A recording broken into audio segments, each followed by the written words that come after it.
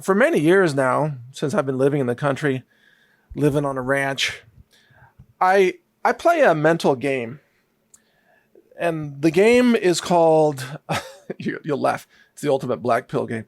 The game is called "No One Is Coming to Save You," and what it means is that when something breaks, whether it's electrical, plumbing, engines, devices, solar, computers, hardware, tires, anything. When something breaks, you pretend, or I pretend, no one is coming to save me. And I have to solve the problem myself. That is, if I win the game, I solve it myself. If I can't solve it myself, then I lose the game. Now, I have a couple of rules that I've come up with over the years, which are pretty helpful. Number one, I can use any amount of local AI to help me diagnose the problem, walk through the steps of solving the problem, etc. This has been a game changer. I started out a couple of years ago using Qwen 7B. It was very helpful just by itself, but today I'm running DeepSeek version 4 Flash on some local hardware. Oh my goodness, that thing can walk you through diagnostics and repair for all kinds of problems. It's kind of a really great assistant for that. So I use that to help me walk through issues. I'll give you an example here shortly. The other thing I allow myself to do is I can purchase any tool that is necessary to complete the job. So for example, you can't really diagnose electrical problems without a voltmeter, right? You're going to need voltmeters, and you're going to need screwdrivers and hammers, and for changing tires, you're going to need, tire levers, which are large pieces of iron, and so on and so forth, right? So if I can't solve a problem, I do give myself the ability to purchase the tools that are necessary to solve the problem. Then I wait for the tools to arrive, and then I attempt to do the repair or whatever. And that way, I've learned how to do the repair, and now I own the tools. And so this way, over a number of years, I've acquired quite a lot of tools that are necessary for self-reliance. Although that has led to another interesting challenge, which is no matter what the problem is that you have, normally you're missing one tool. No matter how many tools you buy, this is the man cave problem. It's like, well, how big does your man cave need to be? Well, pretty much. It's all about wall space for all the freaking tools that you need to fix everything. Real men, anyway. Real men have their walls covered with tools. Fake men have their walls covered with giant screens so they can watch other people play basketball. Just saying.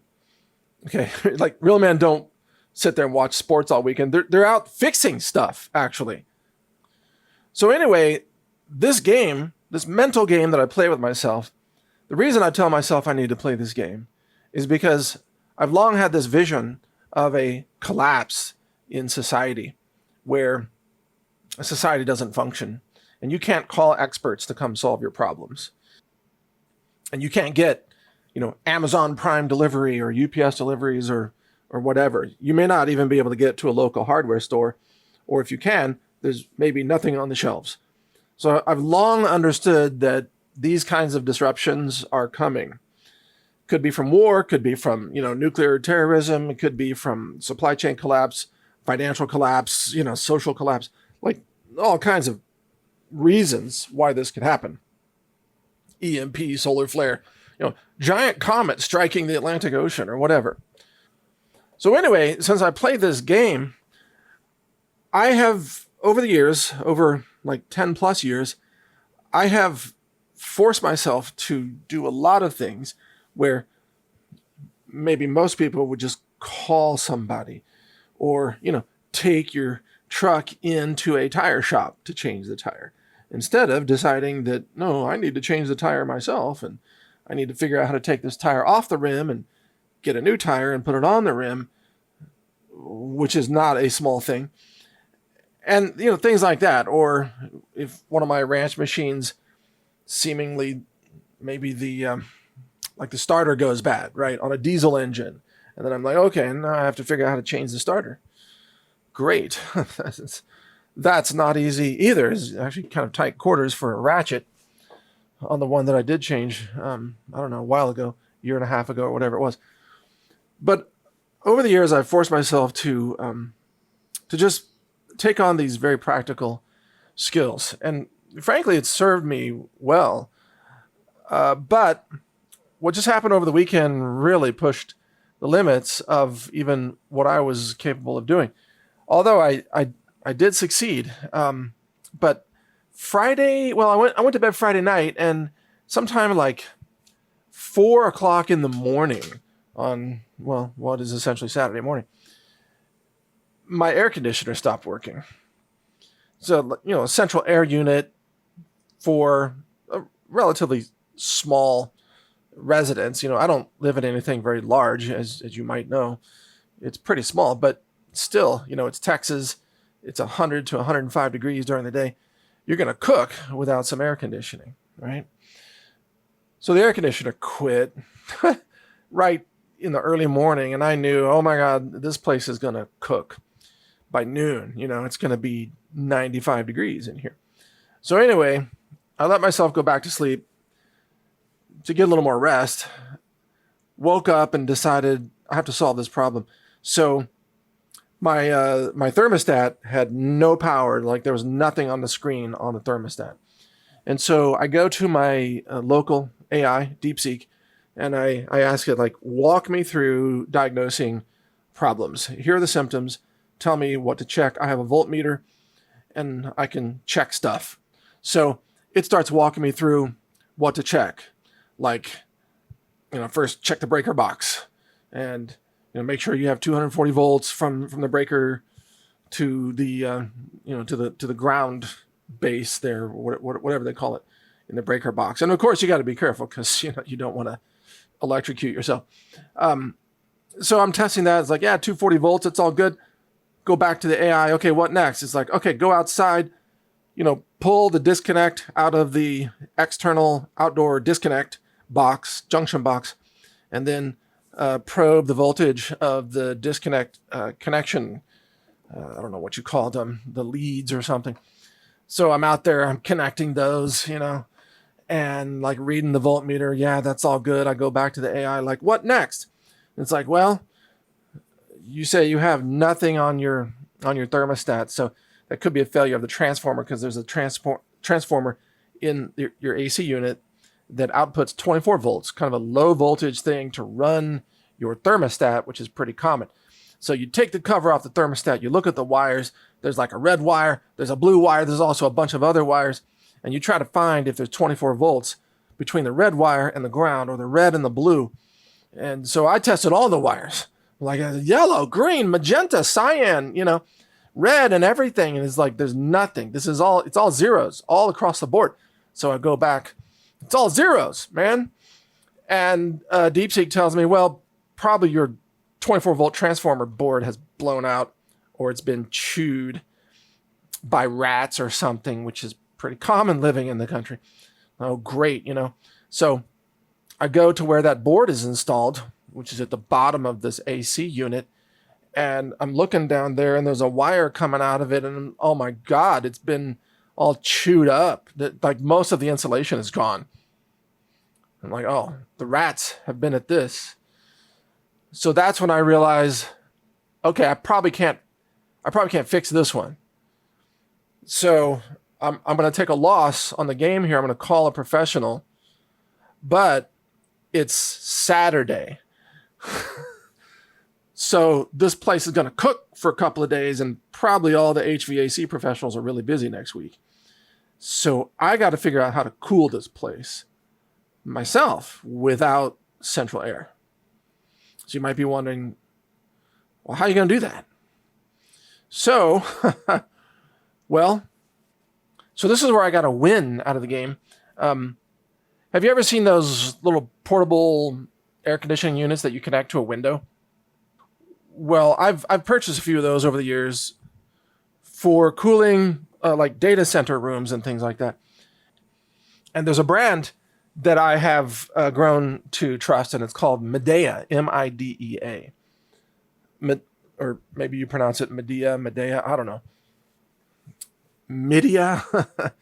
I pronounce it Midea. So Fortunately, I had a couple of spare Medea units, and the reason I like these is because they pull, like you stick them in the window, right?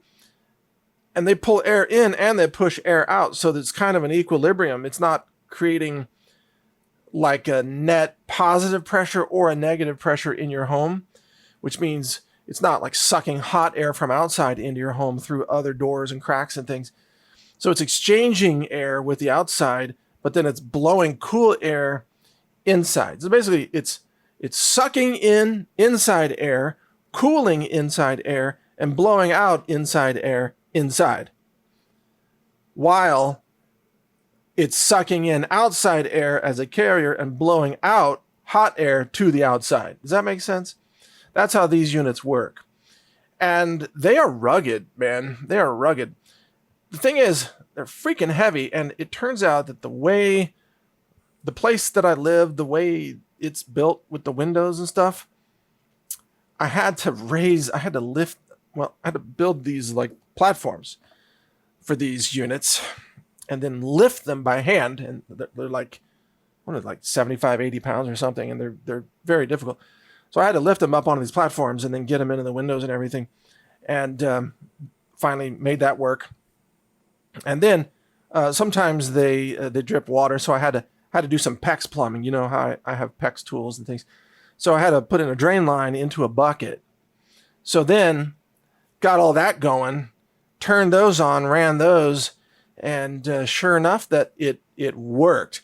And man, just two of these units, which you can buy online, they cooled the place. Which also tells you it's not a very big house, but two of these units cooled the place so much that at night, like my wife and I were like, it's getting kind of cold in here, you know? It's like, these are really working. So, but it was kind of physically exhausting to do all the moving and construction and everything to get that in place. But I'll take that as a win, even though our central air conditioning does not work. This is the same place that our heater broke like 5 years ago. And since then, I've been heating with an outside wood boiler where I burn wood that makes water hot, and then we circulate water into an air door radiator with a fan that blows the heat out of hot water. So we've been heating with wood for years. And I never bothered to fix the furnace because I'm like, I really don't want to use the furnace, you know? Like heating with wood sounds fine with me. I like to live as low tech as I can, except for the fact that I'm running AI engines to function as a consultant, which I actually think that's a good setup. It's like you want to be able to live low tech in case you have to, but you want to use high tech tools to help you solve problems and diagnose issues, things like that. So anyway, I'm going to take this as a win for the moment because I did cool the house. But, you know, it's like $1,500 worth of Medea coolers to do that. So anyway, that's still a win because you're allowed to purchase tools. All right. Next thing then, and this has to do with vibe coding and AI vibe coding. So I'm trying to do backups with this tape storage device, which is LTO-10. I don't know if you're familiar with any kind of tape storage. But the reason people use tape to store files for archiving is because tape will last 50 years and it has, I think, about 2 orders of magnitude better data retention, better sort of checksum algorithms. In other words, it's 100 times less likely to lose data compared to a hard drive. The thing about tape is that it's freaking, like it's linear, right? It's just one giant piece of tape, actually, is what's in a tape cartridge. It's not even a loop, by the way. It's like a cassette tape, but bigger and a lot more expensive. But these tape drives are capable of writing at very high speeds and reading at very high speeds and storing a lot of data in a small cartridge for long-term archiving. However, all the off-the-shelf backup software is crap, And almost nothing in the Windows operating system works with the new LTO-10, which is called an Ultrium. It's a IBM tape drive that will cost you like $14,000 just for the drive. So I was running into lots and lots of problems with this. I'd solved some problems, not others, but I had to write my own backup software, which I've been working on for a couple of weeks, vibe coding the backup software. And it was running, but it was slow. It was super slow. And so I realized, I've got like a number of network storage devices that I have to back up because of all the data that we use for, our AI indexing and everything. I mean, a lot of data. So I realized that I can't do this in a serial fashion, just like pulling data across the network, staging it on a local hard drive, pushing it to tape. It's just too slow. So I actually vibe coded a solution in parallel, it's going to stage the next backup job off of the next network storage device on a different local 26 terabyte hard drive while it's writing the current job to tape. And the tape drive is connected via a 10 gig separate network connection. So I've got a dual 10G NIC card. This one is from Nick Giga, by the way. And so on one of the 10Gs, it's pulling off the network for the next backup task. And on the other 10G, it's pushing from local hard drive to the tape at nearly the top speed of a 10 gig connection, which is fast. It's very fast. So finally, and it took a lot of time to put this together, has to have logging and error correction, and it has to detect problems with the tape and, loading and unloading and spooling and unspooling and all kinds of stuff. Too much detail to go into. However, I got it working. It's working right now. I'm looking at it and it's just kicking ass. And finally, I'm getting like real good throughput on this. I'm going to be able to write a few terabytes after I go to sleep here, maybe many terabytes of data to the tape.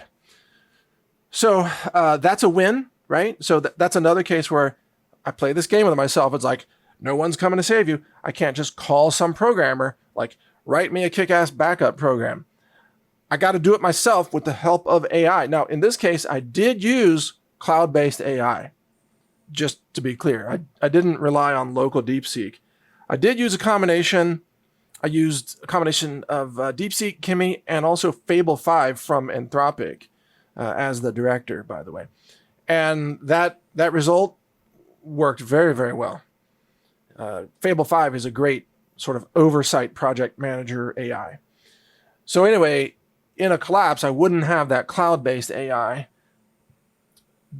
But I think that over time, local AI is going to get more and more capable, like Fable 5 level, probably within just the next 3 to 6 months is what I would imagine. So anyway, I'm going to call that a win. All right, then, so the next thing that happened, just because God wanted to give me a weekend of just endless things to fix, I guess. It's like, I never got a weekend, man. But I would have spent the weekend just recording anyway. But I was out jogging, in the sunshine, because that's what I love to do. I was out jogging with my dogs. We were having a great time. It was freaking hot, of course. But I bring a water sprayer, I spray water all over. And then I run around and try to stay cool. And I got my Chinese language course going. And I had to start a new course, which is a little bit under my skill level. So none of it is difficult right now. So it's kind of easy. I'm just repeating simple Chinese phrases, running around half naked in the forest with water sprayers and stuff. And, but to get to my jogging place, I have a side-by-side. I call it a ranch buggy. And somehow something happened to the tire when I was driving there. So that when I was done jogging, the tire was just flat, it was the rear right side tire. It was flat. Well, I managed to air it up briefly, limp back to where I could put it up, like jack it up to look at the tire. The tire had been sliced by something. Like it was like 1.5 inch gap. So it wasn't just, I didn't just run over a thorn or a nail or something easy where I could just plug the hole, with the tire plug kit.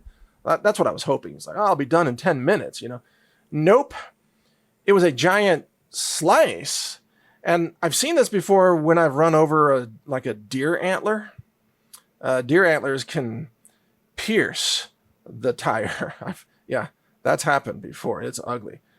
So I don't know if I ran over a deer antler or something, but this tire was toast.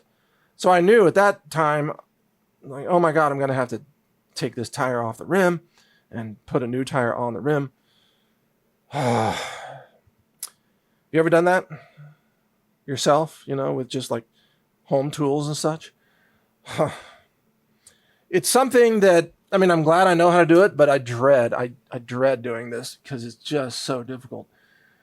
So, of course, I use the impact drill and take the tire off the vehicle, and then getting the broken tire off the rim is easy. That's the easy part. So I got it off the rim, and of course it's all like dirty and everything inside because I had like a flat fix solution circulating in the tire, and that's all gooey and nasty, like a combination of like gray and black goo all over the place. Anyway, got that out of the way, and of course I have some spare tires on hand, but not mounted on the rims, right? So I have a spare tire, and then I forgot to tell you, to take the old tire off the rim, one of the things you need to do is you need to break the bead of the tire, right? Those of you who've ever done this, you know what I'm talking about. You have to like break the airtight seal of how the tire lip like rides up on the rim. This is difficult, but there are tools for this. One of them is a common like bead breaker. I think it's called a bead breaker or a bead buster. And you use it with an impact drill. And I had bought like the most high-end bead breaker that you could buy. It was for everything, even for truck tires. Oh yeah, here it is. I found it online. It's called Bead Buster. That's the brand. This thing is $300. It's called Bead Buster XB550i Heavy Duty. Okay? Yeah, it turned out not to be so heavy duty because the bead breaker broke the minute I tried to use it because the top bolt is screwed into some kind of like bolt sleeve. That's a threaded bolt sleeve that goes into the cast iron device. And that whole freaking sleeve came out when I'm just using it. So it's like, well, there goes $300. See, this is one of the things about playing this game is you get to find out which tools work and which tools don't work. And for me, the bead buster got busted. So that was like $300 down the drain. So by the way, I've already ordered like a replacement bead breaker that's a different brand that hopefully has a better quality design. Because these devices are really important. They can break that bead around the tire much more quickly than trying to do it with a bunch of tire irons and such, right? So anyway, the other thing you need to know about doing this with tires is you have to have a lubricant for the tires. Now, I mentioned this a couple of weeks ago. You can make your own lubricant dirt cheap. I'll tell you how. This lubricant that you make in a blender, this lubricant is good for tires. It's good for pulling wires through conduit for solar installations, because I did that a few weeks ago. Without this lube, you are screwed. Believe me, whether you're trying to take a tire off a rim, put a tire on a rim, pull wires through 100 feet of conduit or whatever, you are screwed without this lube. This lube is nothing more than xanthan gum with water. That's all it is. You can put in like, let's take a Vitamix, like half the pitcher filled with water. You can put in like 1 spoon of xanthan gum. I don't know if that's a tablespoon or whatever. I don't know. Just try it. It's like a spoon. That's all I do. I just put in a spoon, let it blend. It'll thicken up over 10 minutes or so. And it's like this lubricant goo. It's like a lube gel. This stuff, and by the way, or you could waste a lot of money and buy like tire lube or like tire installation lube online for $20, or you could make it for like 20 cents. You see what I'm saying? You should have a pouch of xanthan gum for this very purpose. You never know when you're going to need some emergency, lube for one of these projects. So anyway, no Lindsey Graham jokes allowed here. He's already gone. Not allowed. So you make the xanthan gum lube, you lube the whole rim of the tire, and then you take the tire off the rim, right? Then to try to put a new tire on a rim. Now, I don't know if you've ever done this yourself, like in your garage or something, with your own human hands, instead of using a machine, instead of having a professional do it, just like, okay, I have this basically like a car tire and I have this rim. How do I get this freaking tire on this rim? It's ridiculously difficult. And that's if you know what you're doing.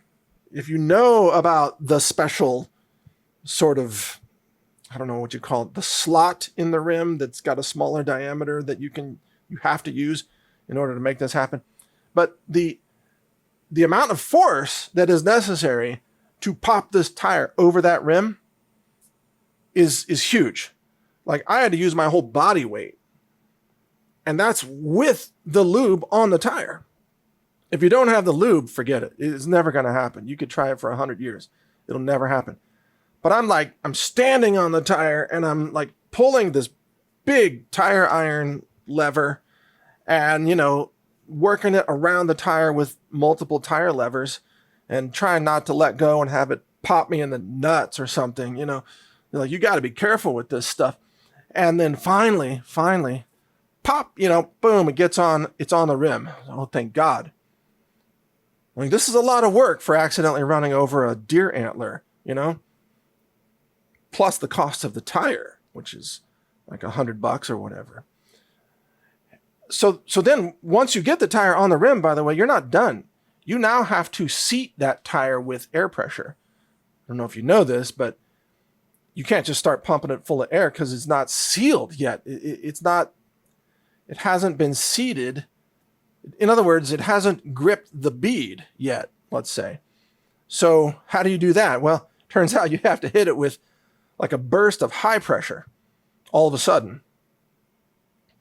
So how do you do that? So you have to have an air compressor, basically, which I do. And the air compressor, you got to crank it up to, 120 pounds PSI or something like that. And you start popping it with the air, and then you spray it with water and look for where the bubbles are coming out. And if the bubbles are coming out around the rim, you start hopping up and down on the tire to try to make it like seal, And so you're like jumping up and down. You're doing a little tire dance with the air pressure and jumping up and down. And then at some point it grips and it just starts going. And now the tire is sealing up. And at some point, then the tire expands and it goes up the rim on the top part. And then it goes down the rim beneath. And then it goes pop. And it's seated. Okay. So that's how you get a tire on a rim. And at that point, you can stop dancing on the tire, and then you gotta, physically put it back on the vehicle, and the rest of that is easy. Like, screw it back on. So I did that, and that was a win. But it's one of those wins that I just hate doing. It's like every time I have to do that, sometimes I think to myself, why can't I just be like a normal person, just take this thing to, like Joe's tire shop down the street or whatever, because Joe's got a machine. He does this in, 3 minutes. And the answer is always like, well, I need to know how to do this. So sometimes I kind of torture myself with these tasks, But that's why I don't have time to watch football, basketball, baseball, women's basketball. Although, if there was a sport I was going to watch, it would be women's basketball with all the male players in it, because that's fascinating. And what's his name? Royce? He has decided to join the women's NBA. What's his name? Royce? Is it White? No, I don't know. Big, tall, very capable, skilled, black dude that can play basketball like really well.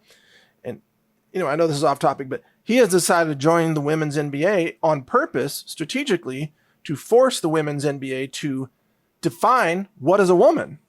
So it's genius. So I totally support this. I think it's awesome. I want to see this guy kicking ass on the women's basketball team just to show the absurdity of it all, But then again, I don't have time to watch any basketball because God keeps giving me all these things to fix. And I'm working on building a solar system, as you may know, and that requires a whole nother skill set and a lot of physical labor. So these are the games that I play. And as a result, I'm like physically wiped out, like shoulders are all fatigued and everything. And, like I worked my ass off this weekend. And then when I wasn't working my shoulders and everything, I was working my brain on the vibe coding and trying to define, throughput speeds on NIC cards and things. But I got to tell you something. I am so glad that I do strength training workouts with kettlebells, because if it wasn't for that, and as you know, I've been working out now for like almost a year and a half since I discovered the BPC 157 peptide. Because of those workouts, I can do these very physically demanding jobs without injury. And, here I am in my mid-50s and, working out kettlebells, push-ups, pull-ups, this and that, doing the stuff. The only reason I want to be strong is so that I can do things without hurting myself. It's like, when you're 20, if you're a male in your 20s, you're like, you want to be strong because you want to look good. It's all about cosmetics for most 20-year-olds. It's like, just look all buff and everything.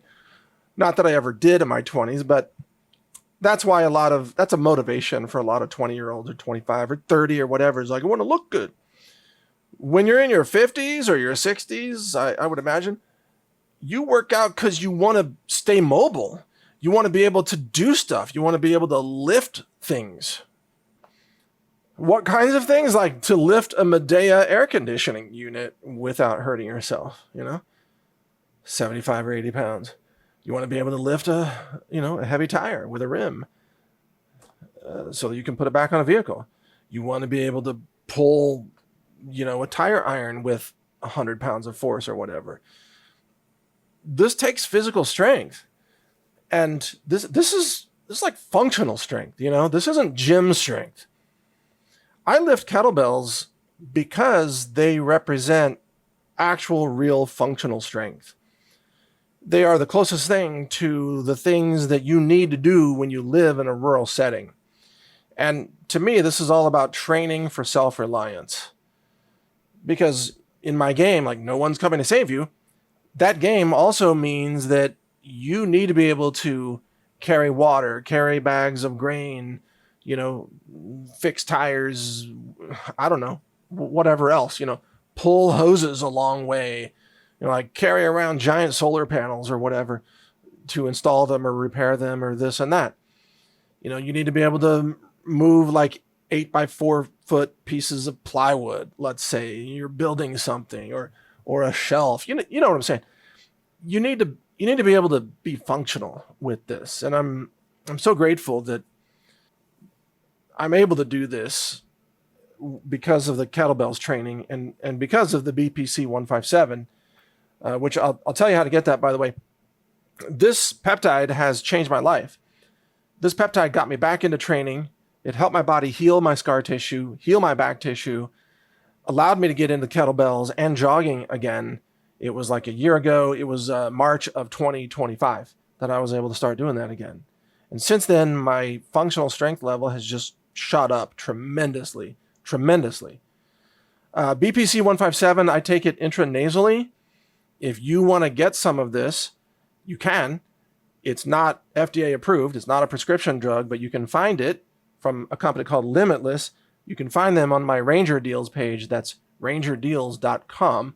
Just scroll down. You'll see Limitless Peptides. Click on that. There's a discount code there, Ranger. We are an affiliate of theirs. We earn a little bit on your purchase, but it doesn't cost you anything extra. It helps support us a little bit. But the most important thing is that BPC 157, which has decades of research behind it, it drives circulation to injured tissue in your body. And the result is, at least in my experience and in a lot of the clinical trials, sports injuries heal faster. Old, like scar tissue type of injuries, or I don't know, maybe that's not the right way to describe it, but really old chronic injuries, like in my case, martial arts injuries, heal in a way that was not possible without this peptide. And the thing about this peptide is you don't have to take it via injection, so there's no injections, and it's a peptide that you make normally in your stomach, just at much lower levels. And you know why your body makes it in your stomach? You know why? It's very interesting. Because your stomach acid tears up your stomach tissue and a little bit beyond your stomach in your digestive tract. So your body makes BPC 157 to let your tissues heal after the acid damage. I mean, essentially, I'm simplifying it, but that's why your body makes it. So it turns out that if you take it intranasally and you have this peptide circulating throughout your entire blood supply, then it does that accelerated healing with other tissues in your body. It brings blood supply to essentially like scar tissue or connective tissue that's had injuries before. So anyway, I know that's a long story to tell you about my game called No One's Coming to Save You. But if you play this game, number one, you'll have your weekends will be all used up fixing things. But secondly, you're going to learn a lot of skills that will serve you very well. And you're going to end up with a tool collection, by the way. And you won't have any time to watch any sports, not even Royce in the women's NBA, which would be a shame to miss that. But if it hits the fan with a collapse scenario, guess what? You're going to know how to do stuff. Like, I'll just give you an example. In my mind now, because I've been playing this game for so long, like to replace, let's say, the automatic dishwasher in the kitchen, that's a no-brainer. Easy job. To replace the refrigerator, easy job. You know, appliances, replace the laundry, washing machine, dryer. Oh my God, that's so easy. I wish I only had to do that on the weekend. Like, that's no problem. I've done all those things and much more. Usually now I'm handed tasks that are way more complicated than that. If I only had to replace appliances, that would be easy. But it's important to know how to do these things, you know? It's important to know, number one, how things work, and to have a backup option for when things don't work. So, you know, I've had times when, like, my one toilet didn't work. I only have one bathroom where I live. It's a single bathroom, you know, residence. That toilet stopped working. It was an emergency, you know. Had to work on that. Had to figure that out. I learned way too much about plumbing, and plumbing gone bad. It's good to know these things, though. It's good to know how tires work. You know, it's good to know how compressors work. It's good to know how air conditioning works. It's good to know how electricity works. It's good to know how a voltmeter works. You know, all these hands-on skills. They are critical. And for those of you who are women on the younger side, if you're looking for a man, you should look for men that can do real things with their hands. Not men with little weak, pathetic hands that typing away clickety-clack on keyboards all day selling crypto and financial instruments, you know. No. You better look at their hands. They better have at least a little bit of calluses somewhere. They better have some hands that are capable like grip strength. I've talked about this before. You want to date a man? You should bring like a bag of grain with you. Just put it in the back seat of your car, and like when you show up on a date or something, and tell the man like, hey, I want you to pick up that bag of grain with one hand and sling it over your shoulder. If you can't do it, you ain't getting nothing. It's like you need real men who can do real things with their minds also. Obviously, then they have to be smart. They have to be capable, but also that don't have these little wimpy, keyboard hands all the time. At least that's my opinion, but what do I know? I'm not on the dating scene, so who knows? But little wimpy fingers are just swiping, The social media scrolling and swiping. It's like, that doesn't count. You're not doing anything. Freaking change your car battery or something, Do something with your hands. Change your car battery. Just start there. Just, can you point where the car battery is under the hood? Can you jumpstart a car? Do you know how to change a flat tire that's already on the rim? Do you know where the jack is in the car? Do you know how to jack up the car without like ripping the bumper off? Just like basic questions. You should have a little obstacle course for your man, little obstacle course. It's like before the first kiss, like you need to like repair this fence. You need to like install this refrigerator. You got to fix this truck. You need to let's just have like 5 or 6 things for the man to do. Like prove you're a man. If they make it through all 5 or 6, then you give them a kiss. All right, I'm being a little facetious, but raise your standards is all I'm saying. It's like you're going to need real men to teach your kids how to do real things, And the real men that I know are really good at all this kind of stuff. Some of them, even way, way more skilled than I am. And they're real men. And the ones I know actually have real families and grandkids too. And they're homeschooled and they know how to work with ranch animals and all kinds of stuff and construction tools. They can build like houses and things. Yeah, that's the way it should be. Basically, like half Amish is what you're looking for. All right. So anyway, that's my report on the games I play with myself about all this stuff. And also why I've chosen a more difficult path of self-reliance. And it's not about saving money from not calling professionals. It's about knowing how to do things. Unfortunately, it will occupy a lot of your spare time.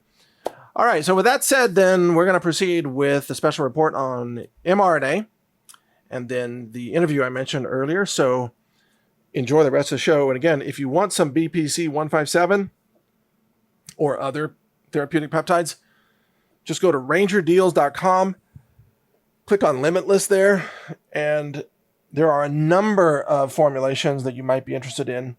There's also a BPC 157 that's oral, and there's some that are mixed with other peptides in a capsule. So you can actually take this one orally or intranasally, and it's very effective. Has been in my experience anyway.